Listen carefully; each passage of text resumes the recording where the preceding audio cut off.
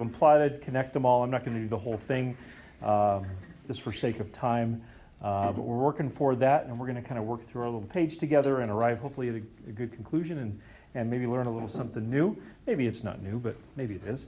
So let's work to try to complete that here in the next couple of minutes, and then we'll try to move forward together with our other sheet and questions.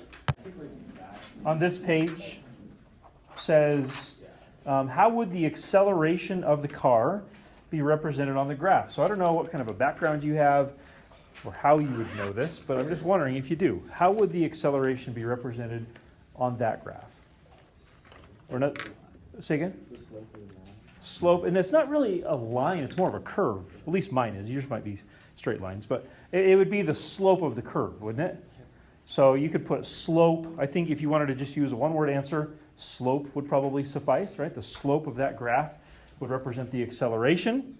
Wouldn't it be fair to say that acceleration is the rate of change of velocity, like how fast you are changing velocity?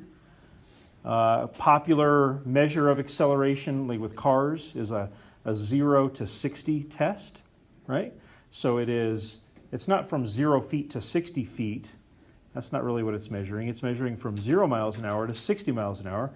And the quicker you can do that, the better the acceleration of the car, right? Make sense? Okay. And so, yeah, the slope of that graph would represent the acceleration. So this would be on your own. List any intervals where the acceleration appears to be positive. Why did you choose these intervals? For me, I'll just highlight my intervals. I would say from right here to right about there. That would be, that's not very good. I'll try that again. From there to there, not a very good highlighter. That would be where acceleration is positive. There's another one right here, another acceleration being positive for me at least. Your graph I'm sure looks different. Here's another spot where acceleration would be positive. And then I would have one more here on the end. And so what you would do here is just list out your own intervals. Where do you see acceleration being positive? And why would you pick those places? Anybody have an answer to that? Why would you pick spots like that? What do you think, Zach? Again, it's a curve, right? So slope of the curve, at least on the graph, right, it appears to be positive. Graphs are always kind of an inexact measurement, right, because it's just our observation in regard to the graph. But yeah, it's wherever that curve appears to have a positive slope. Okay, so I'll let you continue to kind of work through and figure out which intervals might work for you as far as positive acceleration. Let's see here. Yeah. And we'll do 4 here together in just a second. 4 says, draw a line connecting your data points between t equals 6 and t equals 8. So for me, that would look about like that and that.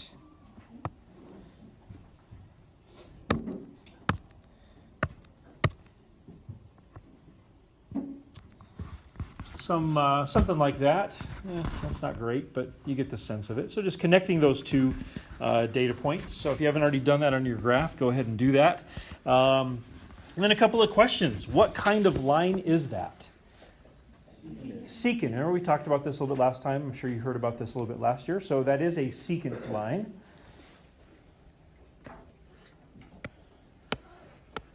There we go. Okay, so secant line. So then what could this line represent? Would it still be if I had 3 points? Yeah, so yeah, because we could extend it, and who knows what my graph would have done over here. Could it intersect it again? Yeah, but we're just looking at like a specific domain. Yeah, good question. Good question. What do you think? What could that line represent in regard to the context of this situation? What do you think, Jack? The acceleration between t equals 6 and t equals 8. Okay, and if we take what you said, and I think somebody, was it Jake? Average, we put those two together, I think we've got it. That could, in part, represent the average acceleration between t equals 6, t equals 8. So there would be something very specific about that line, just like the line as a whole doesn't really represent the average acceleration. It's something, some aspect or some component of the line that represents the average acceleration. Do you know which part of the line? It's the slope, right? Yeah, so it's the slope. So the slope of that secant line would represent not the acceleration, but the average acceleration. Average acceleration of the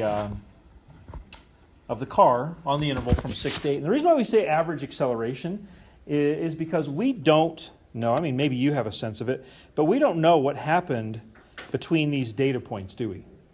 There could have been a lot of ups and downs on the velocity. The acceleration could have changed wildly in between there, or it might not have changed very much at all. We just don't know what's going on with those data points. So if we're spread out between 2 points like t equals 6 and t equals 8, the only thing we can really say is that the slope would represent the average acceleration. Yeah, Josiah. So if you took the area that the secant line makes and then the curve, is that the distance traveled?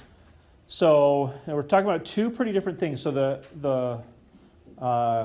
curve. Are you talking about? Well, let's clarify. Are you talking about this area right here, Yes.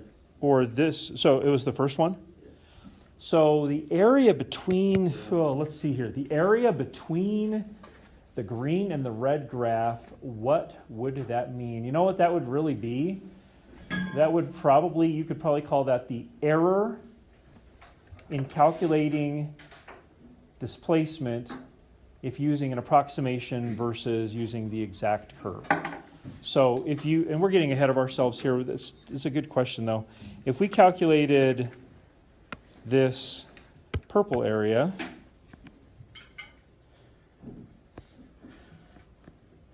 specifically this purple area, that would give us displacement.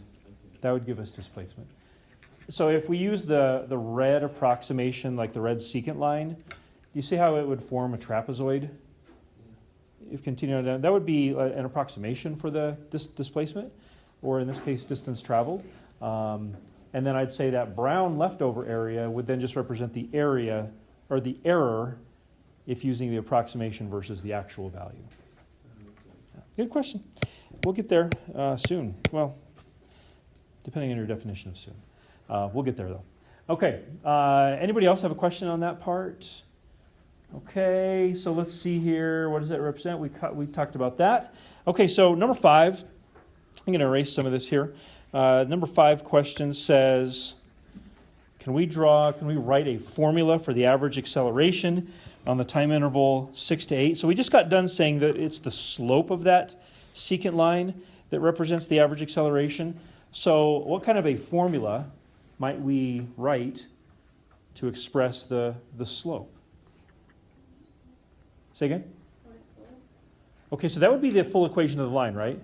And that would be fine. We could certainly use that. But remember, the aspect that we're interested in, the component we're interested in, is simply the slope of that line. So we would want to take a part of what you just said and use it.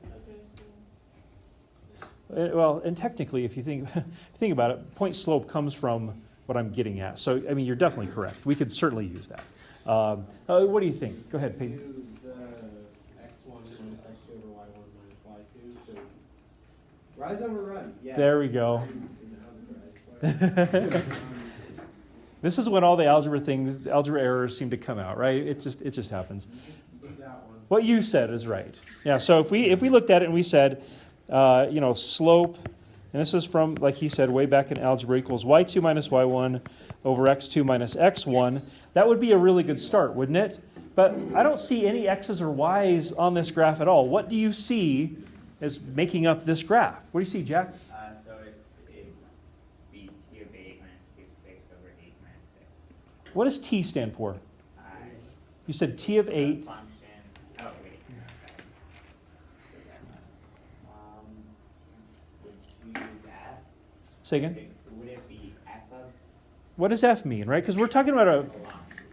Okay, so maybe instead of f, v? What do you think, Josiah? I was just going to say change in velocity or change in time. Okay, we just arrived there. I agree. And were you going to say the same thing?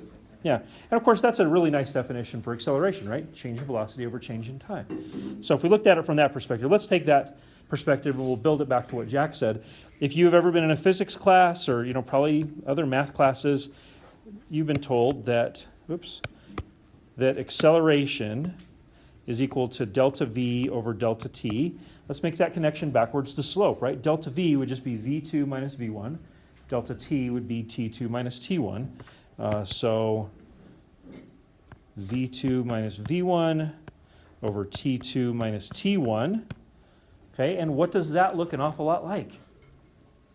The slope formula, right? So all that really is the slope of our little velocity graph here. But let's be specific. If we wanted to know the slope of that line that we drew, representing the average acceleration from t equals 6 to t equals 8, maybe we could write this. Acceleration equals maybe v of 8 minus v of 6 all over 8 minus 6. That make sense? That would give us a nice, whatever v of 8 and v of 6 are, it'd give us a nice formula, right? And then you could just take your numbers and plug them in for v of 8 and v of 6, and it would be over with pretty quick.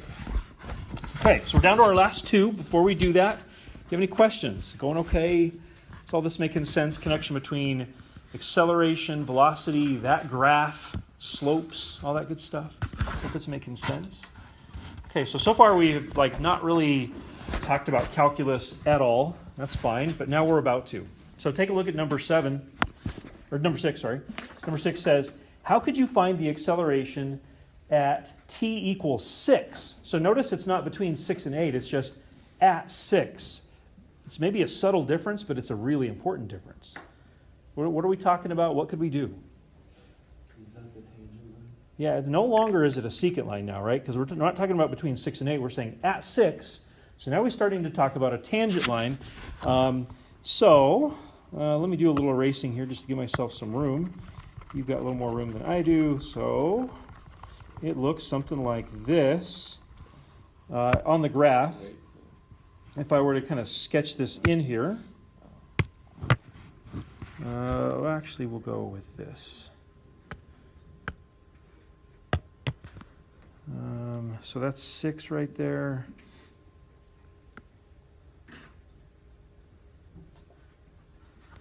Something like that purple line. So that purple line, I know it's not quite perfect there, but you can see it's intended to just touch the graph right there at 6. And other than maybe extending it, it's not going to touch the graph anywhere else. And so that would be a tangent line. And the slope of that line would represent the acceleration at 6, right? Not between 6 and 8, but at 6 exactly. So when we do that, if we think back to that formula, the acceleration is equal to v of 8 minus v of 6 all over 8 minus 6. What would be happening to the denominator? Like we thought about that old secant line, what would be happening to that denominator as we tried to narrow it down to where we're just calculating acceleration at 6? Heading towards 0, right? So this point over here, this data point representing when t equals 8, would have to kind of make its way that direction to get closer and closer to 6, because our goal would be to turn that secant line into a tangent line. What are we really talking about here? A derivative thing that you've talked about in the past and talked about last time. We are kind of talking about the derivative. So, if I wanted to take this one step further, and this is definitely a little bit of a leap here. Number 7 says write a general formula that could be used to find the acceleration at any time t. So not between two data points, but at one specific time. Write a general formula. So general being, there's not really a whole lot of numbers in there. It's just, it could be used for any number. That make sense? Okay. I don't know. What do you think? Some of you guys worked ahead, I know. Jake, do you have a suggestion? What would be like the difference quotient? Well, I don't know. You tell me what you have formulated there, and we'll talk about it. The limit as x approaches t of v of t minus v of x over v minus x. You said over, say again? V minus x. Okay. Okay. He definitely has some kind of a difference quotient there, right? Limit as x approaches t. Or t minus x. t minus x, okay.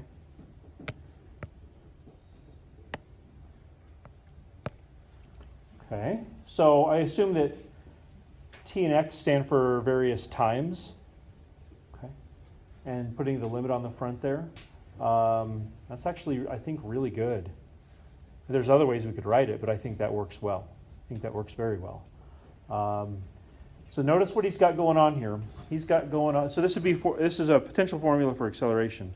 He does have that difference quotient thing, right? You can see that on the far right. And what is the limit doing to the difference quotient?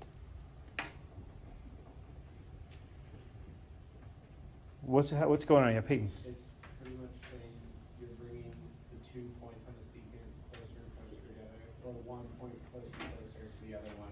Yep. And you're measuring the point as if they get infinitely closer, or measuring the slope as they get infinitely closer. Measuring the slope as t and x get closer and closer. Yeah, that's what the limit is forcing that. Can anybody say it a little differently? Okay, he described it quite well. What is that limit making, what is that limit doing to that expression? Making the denominator head towards 0, right? So this would be a really general way of saying this. If you ever have a difference quotient, which you've seen a lot, and there's a limit on the front of it, and the limit is forcing the denominator to head towards 0, even though it might not look like that derivative thing you learned last year, that's still the derivative. And that doesn't look really anything like that fxh, h going to 0 thing that you learned last year. But in spite of that, that's still a derivative. Because you got a difference quotient, the limit is making the denominator head towards 0. So anybody have a different version of that? Because there are definitely different versions of that could be just as good.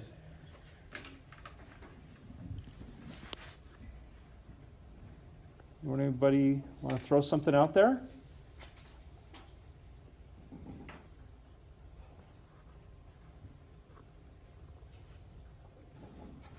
I can certainly do it, but I'd love to hear if you guys have anything. Okay, well let me start it, see if you can finish it. Let's go back to that formula that I think Matt gave us, or maybe it wasn't Matt, whoever it was. Acceleration equals delta v over delta t. I mean, isn't that essentially what Jake has right here? Delta v over delta t. So delta v over delta t is another difference quotient, just written a little bit differently. What kind of a limit could we put on that would turn it into a derivative? Because right now it's just the slope of a secant line. What kind of a limit would I need to put on that to make it a derivative? Yeah. That's exactly right. Good job, Matt. So limit as delta t approaches 0. And so this right here would be just as good as what Jake has. Oh, that's not what I wanted. Undo. Magical button. There we go. That would be just as good as what Jake has up there, right? You see how they are written a bit differently, but don't they have the exact same meaning? In the bottom, the second one there, still have a difference quotient. The limit is forcing the denominator to head towards 0. So that's just another example of a derivative. Okay, so what do you think? Having a little hard time reading your faces right now. Can I point some things out? Maybe you knew this, maybe you didn't. Some things we've talked about. Number one, acceleration could be represented by the slope of a velocity graph. It's a pretty important one. If you've ever had physics, hopefully you've learned that. Secondly, you could further then say that the derivative of velocity will give you information about acceleration. Another really important thing. And maybe the last thing is that the derivative does not have to be this thing.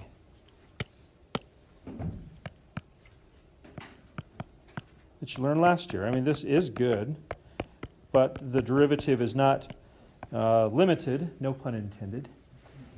Thanks for the courtesy laugh, all three of you. The derivative is not limited to just being that, right?